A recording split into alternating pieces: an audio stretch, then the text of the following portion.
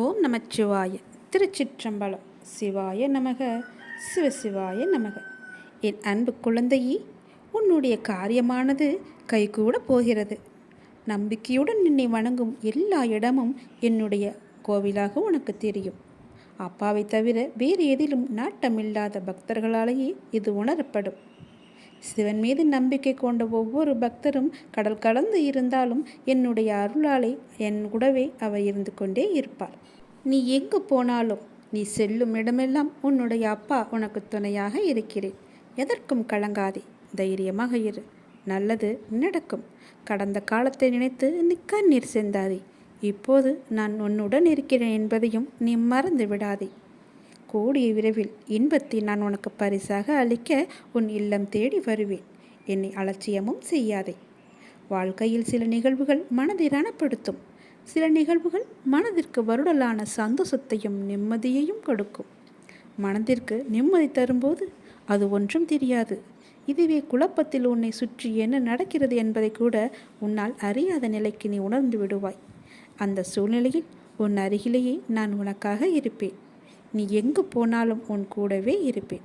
உனக்கான நல்லதை மட்டும்தான் நான் செய்வேன். உனக்கும் உன் குடும்பத்தினருக்கும் எல்லா நன்மைகளும் வந்து சேரும். உனக்கான காலம் விடியல் எல்லாம் வந்துவிட்டது. எல்லாம் நல்லதாகவே நடக்கும். உன் வாழ்க்கை நல்லபடியாக அமையும். எதற்கும் கவலைப்படாதே. உனக்கு உலகமாக நான் இருப்பேன்.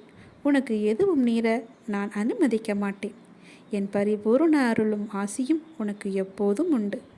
நல்ல நிலையில் நிம்மதியுடன் சந்தோஷமான மனநிறைவுடன் உன்னையும் உன் குடும்பத்தையும் நான் வாழ வைப்பேன். நம்பிக்கையோடு இரு. உன் அப்பா சிவன் உனக்காக. உனது துயரங்கள் எல்லாமே விரைவிலேயே ஒரு முடிவுக்கு வரப்போகிறது. தேவையில்லாமல் உன்னுடைய கண்களை நீ கலங்க வைக்காதே. மகிழ்ச்சியாக இரு. நான் இருக்கும்போது எதற்காகவும் நீ கலங்கக்கூடாது. என்னை மீறி எதுவும் நடக்கப் போவதும் இல்லை. உன்னை நான் தேர்ந்தெடுத்து நான் வசிக்கும் இடத்திற்கு வரவழைத்தேன். எப்படிப்பட்ட சூழ்நிலையில் நானும் இருப்பேன் உன்னுடன். கலங்காதே. இன்னும் 1 மணி நேரத்தில், நிச்சயமாக இன்னும் 1 மணி நேரத்தில் உனக்கான நல்ல செய்தி தேடி வரும். என்னை நம்பு, முழுவதுமாக நம்பு. என் வாக்கு என்றுமே பொய்யாகாது. எந்த சூழ்நிலையிலுமே நான் உன்னை பொய்யாக்க மாட்டேன். உன்னை கைவிடவும் மாட்டேன். நம்பிக்கையோடு இரு.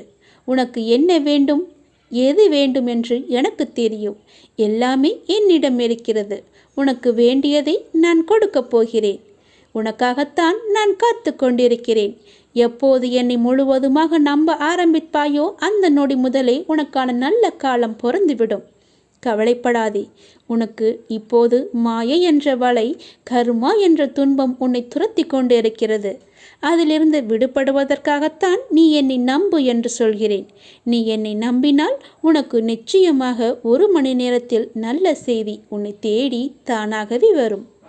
உன்னை இன்று நான் வழிநடத்தி செல்லும் ஆசானாக நான் இருக்கிறேன். உனக்கான நித்தியப்படி வழங்க நான் சற்று தயங்கி யோசித்து நின்றால் உனக்கு என்னாகும்? என்ன நடந்திருக்கும்? சற்று யோசித்துப்பார். நீ கேட்டு நான் செய்ய வேண்டிய அவசியமில்லை. எந்த சூழ்நிலையிலும் நீ கடந்து வந்த பாதையை மட்டும் நீ மறக்காதே. நான் இருக்கிறேன் என நம்பு. கலங்காதே. உனது கண் முன்னால் நான் அமர்ந்து கொண்டிருக்கிறேன். உன்னுடைய செயல்களில் மாற்றத்தைக் கண்டு என்னை முழுமையாக ஏற்றுக்கொண்டு என்னை நீ காண துடிப்பாய். அப்போது நான் உன் கண் முன்னே தோன்றும்போது உன்னால் பேச முடியாமல் கண்களில் ஆனந்த கண்ணீர் வழிய நீ வாயடைத்து போய் நிற்பாய். உனது கிரகத்தில் நான் வாசம் செய்யும் போது எதற்குமே நீ கலங்காதே. நான் இருக்கிறேன். அனைத்திலும் இருந்து நான் உன்னை விடுவிப்பேன். நல்லதே நடக்கும் உனக்கு. உனக்கான எல்லா நல்லதுகளையுமே நான் நடக்க வைத்து உன்னை உயர்த்தி பார்க்க போகிறேன். உனக்கு வேண்டியதை செய்ய நான் இருக்கும்போது எவரிடத்திலும் போய் நீ நின்று கொண்டிருக்காதே. உனது தேவையை பூர்த்தி செய்ய யாசகம் பெற்று உனக்கு தருவதற்கு காத்திருக்கிறேன். நான் இருக்கிறேன் நிழலாக. என்றுமே உனக்காக. என் வார்த்தையை நம்பு. நம்பிக்கை வை. எந்த உறவாக இருந்தாலும் அதில் உண்மையான பாசம் இருந்தால் மட்டுமே நீங்கள் நினைத்தாலும் உங்களை விரும்பி வரும். நம் கோபங்களின் அர்த்தம் புரியாதவர்களுக்கு நம் பாசத்தின் ஆழமும் புரியாது. அவரிடம் கோபத்தை காட்டுவதும் வீண்தான், அன்பை காட்டுவதும் வீண்தான். படித்தவர், கோபமானவர், புத்திசாலி, அடக்கமானவர், ஒழுக்கமானவர், வீரர், கொடையாளி என்று மற்றவர்களால் உங்கள் மீது உருவாக்கப்படும் அடையாளங்கள் நீங்கள் ஒன்றும் செய்ய முடியாது. அந்த அடையாளங்களை நம்மால் மாற்றவும் முடியாது. ஆனால் அந்த அடையாளத்திற்குள் உங்களுடைய வாழ்க்கையும் நீங்களும் சிக்கிக்கொண்டு விட்டது என உங்களின் உச்சக்கட்ட வேதனை தான் அதில் இருக்கும். பிடித்ததை செய்தால்தான் அளவற்ற மகிழ்ச்சி. ஆனால் சிலவற்றை நாம் காலத்தின் கட்டாயத்தால் ஏற்றுக்கொண்டால் அதற்கு மகிழ்ச்சி கிடைப்பது தாமதமாக தான் ஆகும். மௌனத்தை விட சரியான தண்டனை இருக்க முடியாதல்லவா? நம்மை எதிர்பார்ப்பவர்களுக்கும் நம்மை அலட்சியம் செய்பவர்களுக்கும் அலட்சியம் செய்யும் உறவுகளுக்கும் வழி எப்போதும் கண்ணீரில் மட்டுமே இருப்பதில்லை. சில நேரம் சிரிப்பிலும் மறைந்திருக்கும். செல்வத்தில் இருப்பவர் நம்மை கூப்பிட்டால் போய் பார்ப்பதும், துன்பத்தில் இருக்கும் ஒருவரை உடனே போய் பார்ப்பதும் தான் உண்மையான அறநெறி. 4 பேருக்கு நாம் பயப்பட வேண்டும் என்று நினைப்பவர்களை விட நமக்கு யாரெல்லாம் பயன்படுவார்கள் என்று நினைப்பவர்கள்தான் இந்த உலகத்தில் அதிகம். சிந்தித்து பாருங்கள், சிந்தித்து செயல்படுங்கள். இறுதியாக பாதைகளில் தடைகள் இருந்தால் அதை தகர்த்துவிட்டு தான் செல்ல வேண்டும். அப்படி இல்லை, தவிர்த்துவிட்டு நாம் செல்லலாம், எறும்பை போல.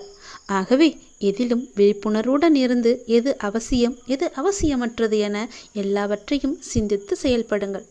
அவசியமாகிறது மட்டும் என எல்லாத்தையுமே வசியமாக்குங்கள். உங்களுடனே எப்பொழுதும் உங்களுக்குள்ளவே வைத்து தவறு நம் கண்ணுக்கு தெரியாது. ஆனால் அடுத்தவர் செய்யும் தவறோ எல்லாவற்றிற்கும் முன்பாக நம் கண்ணுக்கு தெரிய வந்துவிடும். மற்றவர்களின் குறைகளை நாம் பொருட்படுத்தக்கூடாது. அவர்கள் உன் மீது சுமத்தும் குறைகளையும் நீ காதில் வாங்கி கொள்ளாதே. உன்மேல் தவறு இருப்பதாக உன்னுடைய மனசாட்சி சொன்னால் உன்னை நீயே சரி செய்து கொள். மற்றவர்களுக்காக இல்லாமல் உனக்கு நீ உண்மையாக இரு. உன் மனதின் சாட்சியாக இருப்பது உன்னுடைய அப்பா என நீ புரிந்து கொள். நிச்சயம் உனக்கு நல்லது மட்டுமே நடக்கும். உன் அப்பா உன்னுடைய மனசாட்சியாக உன்னுடனே இருப்பேன். நான் சொல்வதை செய்தால் அளவற்ற மகிழ்ச்சி கிடைக்கும். இல்லை, மகிழ்ச்சியை கூட தாமதமாக கிடைக்க வேண்டியிருக்கும். அதனால் நான் சொல்வது போலவே செய். நடந்ததை நினைத்து நீ வருந்தியது போதும். நான் உனக்கு அளிக்கப் போகும் இன்பங்களை அனுபவிக்க நீ தயாராக இரு. வருகின்ற காலம் உனக்கு வசந்த காலமாகவே இருக்கும். இந்த உலகத்தில் நல்லதுக்கே காலமில்லை என்று புலம்புபவர்கள் தான் நிறைய பேர். அப்படியென்றால் இது உனக்கான பதிவு. இது நீ முழுமையாக கேள், எல்லாம் உனக்கு விளங்கும். உண்மையாக இருந்தால் பிரச்சனை வரும் என்று அஞ்சுகிறீர்களா? நீங்கள் நினைப்பது போல அது ஒன்றும் பெரிய விஷயமில்லை. ஆனால் இந்த உலகத்தில் உண்மையாக இருப்பவர்களுக்கு பல சோதனைகள் வரும். வரலாற்று காலம் தொடங்கி தற்காலம் வரை இந்த உலகத்தில் நல்லதுக்கே காலமில்லை என்று புலம்புபவர்கள்தான் அதிகமானோர். உண்மையாகவும் நேர்மையாகவும் இருந்தால் நாம் தினந்தோறும் பல்வேறு விதமான பிரச்சனைகளை சந்தித்து கொண்டே இருக்கின்றோம். பல வேளைகளில் நேர்மையாக நடந்து கொள்வதே நாம் கிடையாது. பல நேரங்களில் நமக்கு என்று தனி நீதியை நாம் வகுத்துக் கொள்கின்றோம். நம்மை சுற்றியுள்ள நண்பர்களிடமும் மனிதர்களிடமும் சின்ன சின்ன பொய்கள் எல்லாம் சொல்லிக்கொண்டே இருக்கிறோம்.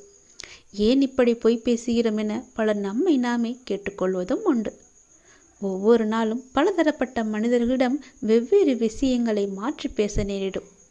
நம்மை பற்றி அவர் அவதூறாக நினைத்துவிடக்கூடாது என்பதுதான் அதன் முதன்மையான காரணமாக இருக்கும்.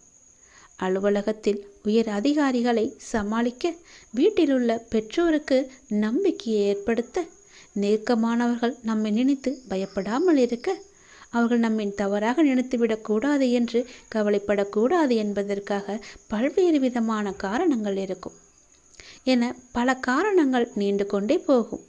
உண்மையை சொல்லும்போது எதிராளிக்கு நம் மீது தவறான எண்ணம் ஏற்படுவதில்லை. அவர்கள் நம் மீது வைக்கும் நம்பிக்கை மேலும் உயர்கிறது. அதனால் எது செய்தாலும் உண்மையை மட்டுமே சொல்லுங்கள். ஒரு பொய்யை மறைக்க 1000 பொய் கூட சொல்ல நேரிடும். அதனால் ஒரே ஒரு உண்மையை சொல்லிவிட்டால் நமக்கும் பயமில்லை, நம் எதிராளிக்கும் நம் மீது நல்ல ஒரு அபிப்பிராயம் ஏற்பட்டுவிடும். நம் மதிப்பை அது உயர்த்திவிடும். உண்மையை மட்டுமே பேசி வரும்போது நம்முடைய தன்னம்பிக்கையும் அதிகரிக்கும். அதனால் தயக்கமின்றி ஏதுமின்றி உரக்கச் சொல். உண்மையை உரக்கச் சொல். பின்னால் வருவதை பார்த்து கொள்ளலாம். பொய்யை சொல்லி மாட்டிக்கொள்வதை விட உண்மையை சொல்லி ஒரு நாள் கஷ்டத்தை அனுபவித்து விடலாம். பிறகு நமக்கு எப்பொழுதுமே மகிழ்ச்சிதானே. நாம் பயந்து பயந்து வாழ வேண்டும் என்ற அவசியம் கிடையாதே. எல்லாவற்றிலும் துணிந்து நாம் இறங்கிவிட்டால் பிறகு ஏன் பயப்பட வேண்டும்? உண்மையை உறக்கச் சொன்னால் எதற்கு நாம் பயப்பட வேண்டும்?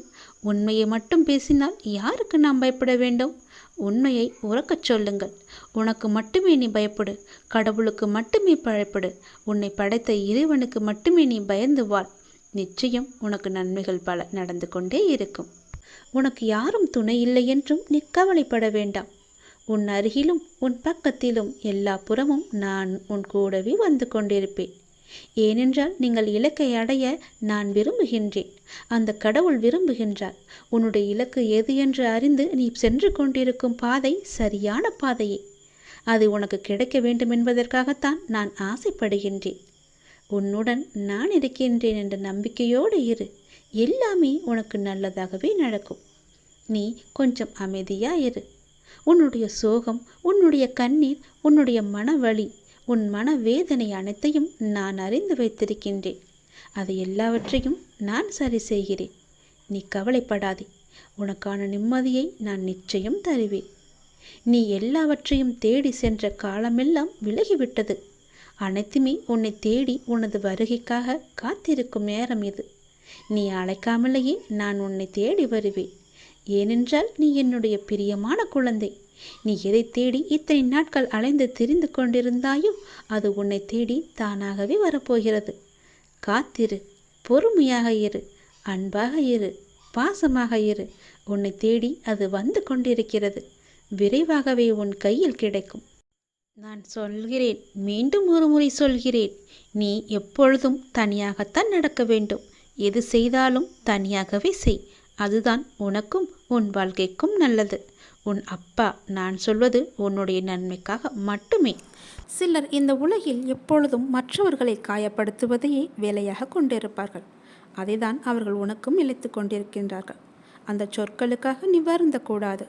மன தைரியத்தோடு நீ உன் கடமையை செய். உன்னுடைய ஆற்றலை தேவையற்ற இவர்களிடம் வீணாக்காதே.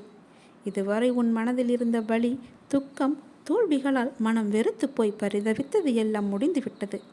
உன் உழைப்பிற்கேற்ற நல்ல பலன் கிடைக்கப் போகின்றது. நிம்மதியும் சந்தோஷமும் அழகாய் பூத்து குலுங்கும் வண்ண மலர்களைப் போல இனி உன் வாழ்க்கையில் வசந்தமே வீசப்போகின்றது.